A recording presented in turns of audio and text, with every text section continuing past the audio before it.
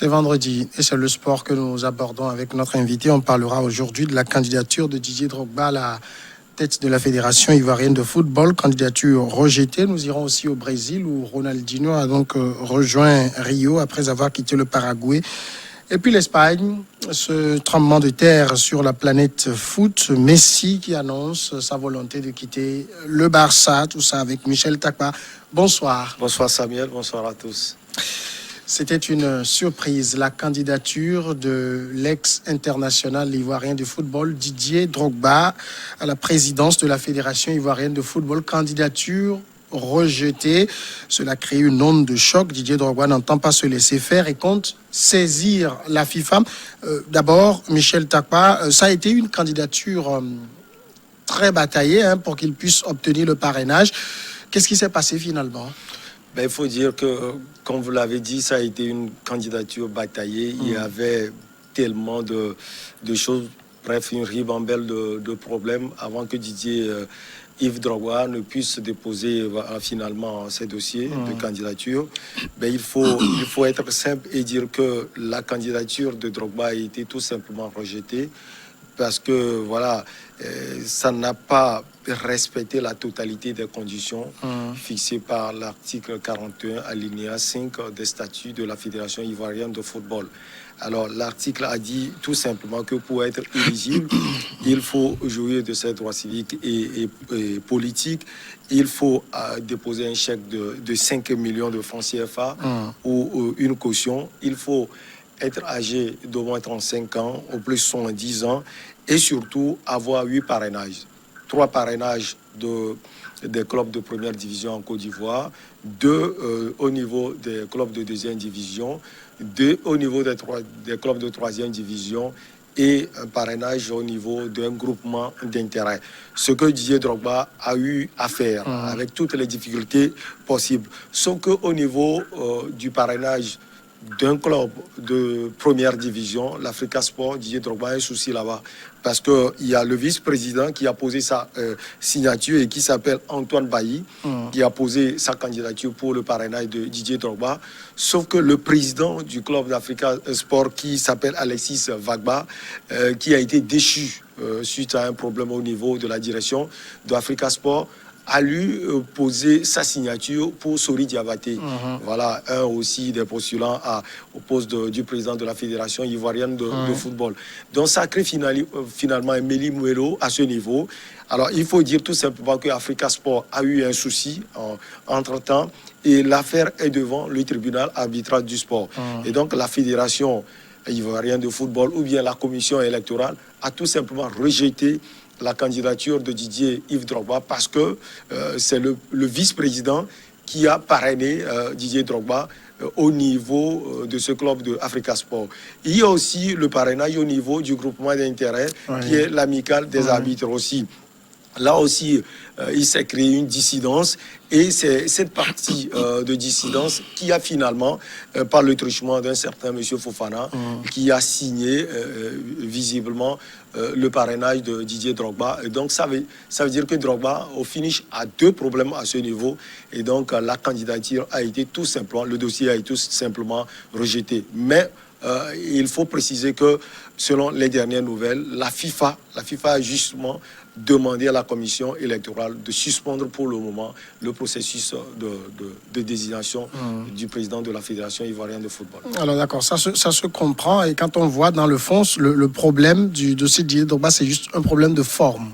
Oui, c'est juste un problème de forme parce que, comme on l'a dit, il a eu des difficultés parce que on avait eu le temps de le dire. Il a des soucis avec ses frères ou bien ses anciens amis footballeurs ivoiriens qui ne l'ont pas cautionné. Et l'amicale a été tout simplement puni par la FIFPro qui n'a pas accepté le fait qu'on ne puisse pas pouvoir suivre Didier Drogba dans cet élan peut-être de pouvoir créer le meilleur devenir pour le football ivoirien. Mais au finish, on a vu que Didier Drogba a pu poser sa candidature, mais c'est quelques problèmes dont je viens d'énumérer qui ont finalement causé ce souci à Didier Drogba. Alors, est-ce que ça veut dire que selon les tests, si je prends par exemple le parrainage du club de première division, c'est le président qui doit parrainer ou le vice pouvait aussi le faire? Vous savez, le vice-président pouvait aussi le faire en l'absence du président. Ouais. Maintenant, il s'est fait qu'il y a un problème de direction. Et donc, pour la direction, c'est le vice-président qui pilotait le club d'Africa Sport. Alors, pour le président aussi déchu, il est toujours aux commandes du club. Ouais. Et d'ailleurs, c'est pourquoi l'affaire est portée devant le tribunal arbitral du sport à Lausanne. Sauf que, visiblement, pour la commission électorale, le vice-président est en train toujours de diriger le club. C'est pourquoi, tout simplement, Didier Drogba a été puni. Dans ce cas, normalement, Sori Diakité également, qui a reçu le parrainage de ce même club, devait aussi être écarté, si je comprends bien les choses. Oui, il devait être écarté si on suppose que le président ne dirige plus à Africa Sport. Oui. Visiblement... C'est pas ce que la FIF entend. Voilà, ce n'est pas ce que la FIF ou bien la commission électorale entend. Quand on laisse Sori Diakité continuer, ça veut dire visiblement que c'est le président qui dirige toujours Africa Sport. Didier Drogba n'a pas l'intention de se laisser faire. Je l'ai dit et vous le rappelez, la FIFA a demandé qu'on puisse surseoir à la procédure. Oui, parce que ce n'est pas parce que Didier Drogba a été écarté, mais la FIFA, visiblement, vu qu'il y a tellement de problèmes qui entourent l'élection au niveau du président de la FIF. Et donc, c'est vrai, la FIFA avait aussi envoyé une correspondance à la FIF. Visiblement, les tests n'ont pas été respectés. Donc, la FIFA, sans doute, va suivre l'élection. Il faut dire que la Côte d'Ivoire peut aussi tourner vers un comité de normalisation. C'est ce qu'on pense faire. Mais d'ici là, je pense qu'on aura le temps de pouvoir éclairer les choses, non seulement au niveau de la commission électorale, mais aussi au niveau de la FIF. Alors, est-ce qu'on peut espérer un repêchage de Didier Drogba? Tout est possible, parce que Didier Drogba a encore 5 jours pour pouvoir essayer de convaincre la FIF. D'ailleurs, on l'a dit tout à l'heure, il a porté l'affaire au niveau de la FIFA pour pouvoir avoir gain de cause. Et déjà, selon cette dernière nouvelle, on sent véritablement que Didier Drogba est toujours dans la course. D'ailleurs, il a dit qu'il va mobiliser toutes les forces possibles pour pouvoir postuler. Mais moi, je dis, je l'ai déjà dit sur ce plateau, quand on voit tout ce mélo qui entoure l'élection au niveau de la présidence de la FIF, on peut se dire que même si Didier Drogba, qui est aujourd'hui apprécié par tous les Ivoiriens pour tout ce qu'il a apporté au football ivoirien. D'ailleurs, il a dit, je vais apporter au football ivoirien tout ce qu'il m'a apporté. Donc Didier Drogba, je pense qu'il est mal parti pour pouvoir diriger cette fédération. Parce que quand au début, c'est-à-dire au matin, vous avez aussi des coups bas, je me dis, est-ce qu'il va se passer véritablement quant à ce qui va concerner sa gouvernance? Moi, j'écoutais aujourd'hui sur des médias les réactions de beaucoup d'Ivoiriens. Vous le rappelez, si l'élection du président de la FIF devait se jouer dans la rue, Didier Drogba serait hyper favori. Hyper favori, c'est une méga star dans son pays. Il a tellement apporté à son pays. C'est quelqu'un qui a une fortune colossale et qui est prêt à pouvoir dépenser justement une partie pour le meilleur devenir du football de son pays. D'ailleurs, il a dit, le football ivoirien aujourd'hui a intérêt. Il veut donner une certaine nouveauté par rapport à tout ce qu'il a vécu, non seulement en France, à Marseille, mais aussi à Chelsea, sans oublier au Canada, à son pays. Donc, je pense que c'est quelqu'un qui maîtrise les rouages du football. Sauf que, vous savez, quand on parle aussi du football ou bien du sport, il y a aussi de la politique dedans. Et moi, je l'ai déjà dit, et tout est politisé en Côte d'Ivoire. Quand vous prenez Sori Diakité, il est le neveu de la chancelière Dagri Diakité, qui est une tête pensante du RHDP, le parti au pouvoir en Côte d'Ivoire.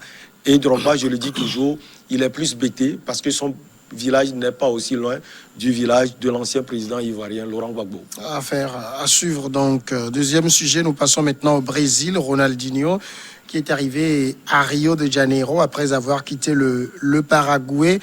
Ronaldinho, c'est plutôt, j'allais dire, un destin bizarre parce que il était en prison tout récemment.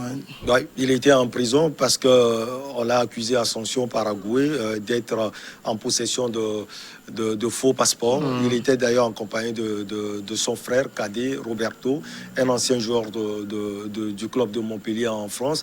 Donc ils sont arrivés à Asunción, visiblement pour les deux. Ils sont venus participer à une soirée d'œuvres caritatives caritative. Ouais. Et d'ailleurs, ils sont invités par une dame là-bas au Paraguay.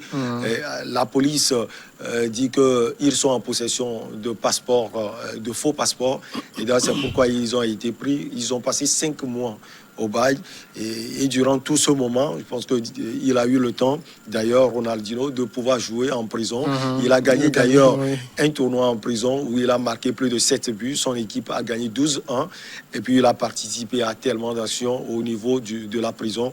Aujourd'hui, il est libéré. Il est retourné dans son pays. Alors, Ronaldinho, c'est un homme qui, on le sait, prend la vie toujours du bon côté, toujours cet éternel sourire.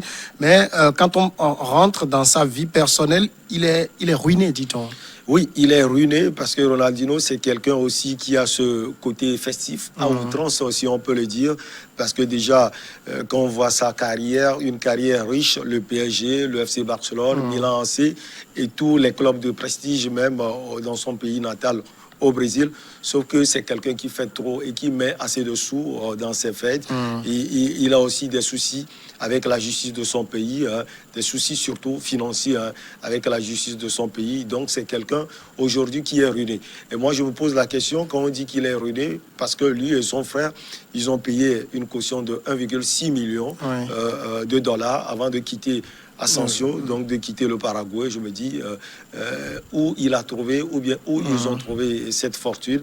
Aujourd'hui, il est ruiné. Peut-être c'est par rapport à ce qu'il gagnait en tant que joueur, mais je pense que Ronaldinho a toujours ce qu'il faut vivre. Est-ce qu'on peut dire quand même que son histoire, en tout cas ses bisbilles au niveau du Paraguay, sont terminées?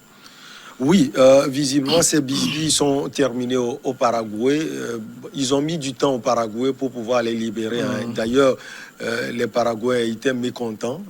Même au niveau de la prison, quand il allait quitter, les gens disaient Ronaldinho ne part pas. Vous savez que, comme on l'a dit, c'est une star. Il a une dimension planétaire. Il est aimé partout et surtout pour tout ce qu'il a fait sur le terrain de foot, surtout au FC Barcelone et au niveau des Auriverde, l'équipe nationale du Brésil. C'est quelqu'un qui est apprécié. Mais pour répondre concrètement à votre question, aujourd'hui, je pense que ces problèmes sont finis au niveau de la justice paraguayenne. C'est aussi, il fait partie de ces enfants chéris au niveau du Brésil, star planétaire. Est-ce que le pays le lui rend bien aujourd'hui? Oui, je pense que comme... à part Ronaldinho, il y a d'autres joueurs brésiliens qui sont toujours appréciés par les Brésiliens pour tout ce qu'ils ont pu apporter à l'équipe nationale. Carlos, les Ronaldo et autres. Et même si on l'a dit, Ronaldinho a ce côté aussi incartade dans la vie, les boîtes de nuit et autres, mais c'est sa manière de prendre aussi. C'est de beaucoup de joueurs aussi. Oui, surtout des joueurs brésiliens. Et je pense que ça rime plus avec la souffrance. Quand vous avez connu tellement la souffrance à un certain niveau, vous faites la vie. Et d'ailleurs, Ronaldinho, le grand, je le considère comme le grand, Ronaldo plutôt le grand, aussi l'a fait à un moment donné avec le Real Madrid. C'est aussi cela, la vie des footballeurs brésiliens. Mais je pense que, nonobstant tout ce qu'il a vécu ces derniers mois, Ronaldinho est toujours aimé au Brésil pour tout ce qu'il a pu apporter au football de son pays. Mais finalement, l'affaire dont il a été accusé au niveau du Paraguay, est-ce qu'il y a eu des enquêtes? Est-ce qu'on a réussi à déterminer la véracité? Oui, il y a eu sans doute des enquêtes. D'ailleurs, c'est pourquoi il a été mis en prison. Et je pense que ce moment où il a été embastillé a permis quand même à la police paraguayenne d'aller en profondeur des enquêtes. On n'a pas, selon mes recherches, la police n'a pas dit visiblement oui, Ronaldinho avait raison ou pas. L'essentiel, c'est qu'il a pu quitter la prison et aujourd'hui, sa tête doit être plus tournée vers l'avenir et l'avenir, pourquoi pas devenir entraîneur ou agent de footballeur. Mais c'est quand même lourd comme sanction pour, je sais pas, détention de faux passeports, 5 mois de prison. On ne lui a trouvé aucune circonstance atténuante. Oui, 5 mois de prison. Même, vous savez, le gouvernement brésilien, à un moment donné, a voulu parler de cette affaire avec le gouvernement paraguayen. Mais je pense que on a trouvé sans doute des situations atténuantes. Sinon, la justice a parlé de presque 2 ans de prison. Et aujourd'hui, s'il a passé 5 mois de prison, ça veut dire qu'à un moment donné, on a su trouver des situations à ce monsieur. Mais je pense que son passage, comme il a dit dans ses premières déclarations, son passage en prison au Paraguay aussi a fait sans doute du bien à d'autres personnes parce que les gens l'ont tellement adoré. Il a dit, j'ai apporté sans doute la joie dans le cœur des prisonniers. Troisième sujet, l'Espagne. Maintenant, on va parler de l'Argentin Lionel Messi qui veut quitter le Barça. Lionel Messi, il faut dire que c'est 20 ans au niveau du Barça, pratiquement toute sa carrière de football, c'est au niveau du Barça. À quoi est due cette décision de Lionel Messi, cette envie d'aller voir ailleurs? C'est dû à une ribambelle de choses. D'abord, il faut dire qu'il y a 2 ans encore, Messi dénonçait la gouvernance au niveau du FC Barcelone. Comme on le dit toujours, aujourd'hui, la politique de ce club est aux antipodes de la politique menée il y a encore de cela 10 voire 15 années. Messi se dit avec Josep Bartomeu, c'est une politique qui a tendance à faire venir des joueurs qui sont déjà finis, la vieillesse, pour pouvoir gagner des titres. Sauf que ça ne marchait plus. Et donc, je pense que ce qui a quand même amené les soucis de dernière minute, c'est sans doute cette défaite contre l'équipe de la Bavière en quart de finale de la Ligue européenne des champions, où l'équipe de Messi a été tout simplement atomisée par 8 buts contre 2. Et Messi était énervé. Et il était aussi, si je peux le dire, touché, parce que pour Messi, c'est sans doute ce qui a été aussi plus loin. Messi ne voyait pas les choses de cet acabit. Pour lui, c'est une saison aussi ratée, tant au niveau de la Coupe del Rey, la Coupe d'Espagne, et au niveau de la Liga Espagnola. Donc voilà, il comptait sans doute sur cette Ligue des Champions pour pouvoir au moins gagner un trophée cette saison. Maintenant, vous savez, après la défaite, le FC Barcelone a limogé son entraîneur, Quique Setién. Oui. Et donc, on a fait venir quelqu'un qui connaît la maison, Ronald Koeman, le Batave. Il est venu avec sa politique, et cette politique est on ne peut plus claire, pouvoir amener la jeune garde. Il a déjà annoncé, son papier avec de jeunes joueurs. Et donc, il a demandé tout simplement à certains cadres de partir. Et il y a Suarez, le goléador de cette formation aussi, qui va partir. Et donc, il a eu une discussion avec la Pulga, Lionel Messi, et lui a dit, je compte sur toi, Messi, mais je ne vais plus compter sur tes privilèges. Qu'est-ce qu'il entend par privilèges? Moi, je vois plus les privilèges sportifs, parce que, je l'ai toujours dit, l'équipe du FC Barcelone est plus une équipe que moi j'appelle Messi FC, parce que le plan de jeu, la stratégie à amener est plus basée sur Messi, ce qui fait que les autres joueurs n'ont pas cette expression sur le jeu. Et donc, finalement, Koeman se dit, tout ce qui va se passer aujourd'hui va se faire, certes avec Messi, mais sans ses privilèges. C'est-à-dire que le seul patron à bord aujourd'hui, ce serait moi, Koeman. Sans doute ce qui a irrité au plus haut niveau Messi, parce que juste après l'entretien avec l'entraîneur Batave, Messi a décidé de partir. Le FC Barcelone ne l'entend pas de cette oreille, parce que le FC Barcelone se dit, il y a une partie dans le contrat de Messi qui dit, vous pouvez nous dire que vous pouvez partir, mais vous pouvez le dire à un moment de la saison jusqu'au 30 mai. Sauf que le 30 mai est passé, Messi qui revient en août et qui nous dit, écoutez, je vais partir, ce n'est pas possible.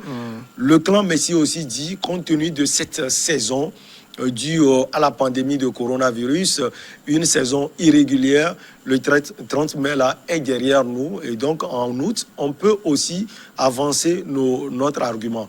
Messi a donc appelé celui qui l'a révélé aux yeux du monde, Pep Guardiola, et qui est aujourd'hui au niveau des Sky Blues de Manchester City, et qui visiblement est prêt à pouvoir l'accueillir, même si le Paris Saint-Germain, l'Inter de Milan, la Juventus de Turin aussi, ce sont ces clubs qui sont aussi cités pour pouvoir accueillir la Pulga. Alors, il y en a beaucoup qui disent que cette annonce de Messi est plutôt un coup de bluff pour faire un peu pression sur le club.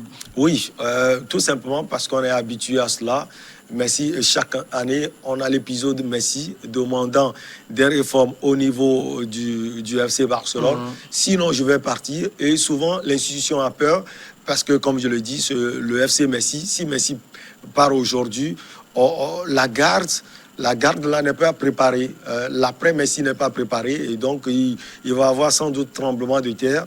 Et donc, finalement, on arrive à trouver une solution. Et Messi reste toujours. Et donc, on pense que voilà, c'est le coup de bluff dont vous parlez aujourd'hui, tout à l'heure, qui est là encore aujourd'hui. Ben, il faut dire qu'aujourd'hui, c'est plus qu'un coup de bluff. Messi est décidé à partir. Peut-être que le FC Barcelone va pouvoir le convaincre, mais ça passe sans doute par la démission du président Joseph Bartomeu, et lui aussi ne l'entend pas de cette oreille. Et surtout, pour le monde sportif, on dira plutôt c'est finalement Messi qui dirige le bateau FC Barcelone, parce qu'à chaque instant, Messi peut faire tomber la tête d'un dirigeant. D'ailleurs, Eric Abidal, qui est le directeur sportif, est déjà parti. Alors, Messi lui-même, on pense bien qu'il ne s'imagine pas passer, en tout cas au second rôle, puisque le nouvel entraîneur, c'est pas quelqu'un qui a envie de se voir effacé par un Messi. Oui, le nouvel entraîneur, on l'a déjà dit, c'est quelqu'un aussi qui a sa formule. C'est quelqu'un qui n'aime pas se faire mélanger, si on peut le dire, entre griffes. Parce que Messi et Suarez, il faut le souligner, avaient déjà des soucis avec Kiki Setien et l'agent de Kiki Setien qui est Sarabia. Et donc, Koeman se dit, écoutez, Messi, je peux compter sur toi, mais écoutez, Messi, ce n'est pas toi qui vas dicter des lois, parce que c'est moi qui suis le chef à bord. C'est normal, parce que quand ça ne marche pas, c'est lui qui sera limogé. Et donc, lui, il a été clair. On voit visiblement que Koeman veut être le patron à bord, sauf qu'il y a aussi un autre patron qui reste Messi et pour toujours. Messi a 33 ans, quoi qu'on dise, c'est plus un joueur de 23 ou 25 ans. Donc, de toute façon, côté performance, ça va décrescendo. Oui, ça va sans doute de crescendo, comme vous l'avez dit. Et vous savez, Messi a plus cette dextérité sur le jeu du FC Barcelone. On l'a vu, comme vous l'avez dit tout à l'heure, depuis 20 ans. Mais depuis 2 saisons, ce n'est plus le même Messi. On comprend, parce qu'il est en train de grandir. C'est le même cas pour Cristiano Ronaldo également, même s'il fait de bonnes choses avec la Vecchia Signora. Et c'est là où moi j'ai des doutes sur son transfert vers Manchester City, parce que c'est un championnat aussi relevé, où le niveau physique n'est plus le même qu'au niveau de la Liga Espagnola. Je n'ai rien contre ce championnat espagnol qui nous a fourni sans doute de bonnes choses, mais la première ligue anglaise reste un championnat relevé. Je me dis, est-ce que Messi, même s'il faut le souligner, a réalisé de bonnes choses face au club anglais, peut toujours être le même Messi avec les Sky Blues de Manchester City. En tout cas, Messi a tout pour réussir dans tous les clubs du monde. On verra véritablement la suite du feuilleton Messi. Donc, clairement, le nouvel entraîneur, il veut reconstruire un nouveau Barça. Il veut reconstruire un nouveau Barça. On parle de Piqué, de Suarez, bref, des trentenaires qui sont en partance, parce qu'il les a appelés, surtout Suarez, et lui a dit « la porte est grandement ouverte, je ne compte plus sur toi ». Suarez, on l'entend peut-être au Paris Saint-Germain, à l'Ajax d'Amsterdam et partout dans le vieux continent. Et donc, c'est une nouvelle politique aujourd'hui pour Ronald Koeman. D'ailleurs, il compte sur la nouvelle garde du FC Barcelone. On parle de Dembélé, même s'il est souvent blessé. On parle également de De Jong. Donc, vous verrez véritablement que c'est un monsieur qui va bâtir son équipe sur cette garde nouvelle, c'est-à-dire les jeunes. Et il pense à d'autres joueurs. D'ailleurs, l'Africain Sadio Mané a refusé de prolonger son contrat avec Liverpool parce que Ronald Koeman a été son entraîneur à Southampton. Peut-être que lui aussi va pouvoir signer au FC Barcelone. On parle également d'un échange, à part l'argent qui va accompagner Messi pour aller à Manchester City. Il y a aussi des joueurs qui seront dans un échange avec Lionel Andrés Messi. D'ailleurs, on parle de Gabriel Jesus qui va apporter tellement de choses au niveau de l'attaque du FC Barcelone. Michel Tapa, merci. C'est moi qui vous remercie. Voilà qui nous mène maintenant à la pause, et juste après le journal, on sera de retour pour Regard croisé.